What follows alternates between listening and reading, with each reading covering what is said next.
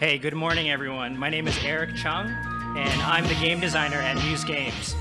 We're an indie studio in New York City. First of all, I'd like to thank everyone for giving us the opportunity to come here and present our work alongside the very talented developers in Quebec. So thank you again.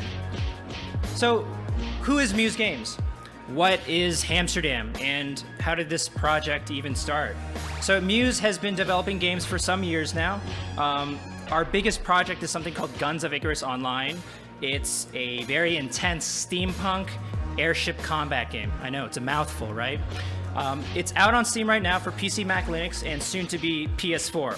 And to be honest, we were really sick of looking at these hulking metal airships all day long. So for us, we wanted to figure out what is the exact opposite of that. And obviously, the answer is making a game about adorable kung fu fighting hamsters. And that's how Hampsterdam was born. So Hampsterdam is our interpretation of what a brawler type game should be like on a mobile device. And to me, this meant getting rid of the on-screen D-pad or any kind of fixed buttons.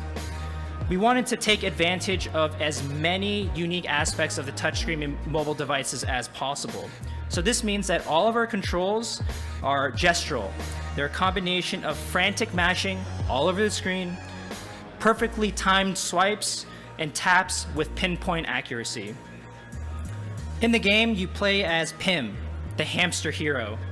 The town of Hampsterdam is being invaded by Marlowe and his rodent gang.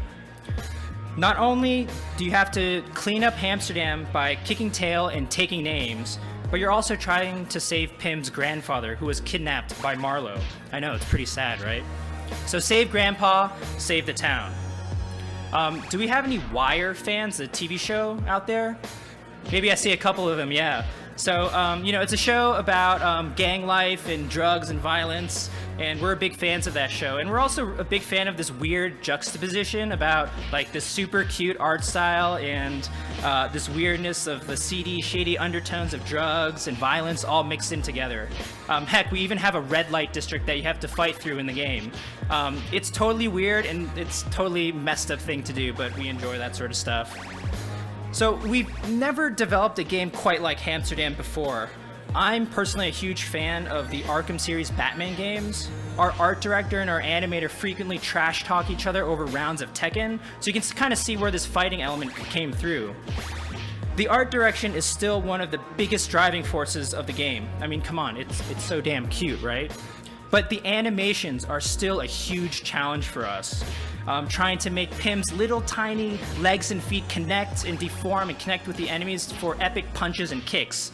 If Pim can't dish out a beating and make it look great, then we don't really have a brawler or a fighter on our hands now, do we? On the design front, I tried to find and distill my favorite aspects of brawling games. The challenge was to create a fighting system that was easy to pick up and you didn't have to memorize these long combo chains to get good. I wanted to get players into a state of flow and rhythm, almost in creating a trance-like attention state. There are some kinks in the system, I admit, but with our form of enemy countering and rhythm-based QuickTime events, I think we're getting pretty close.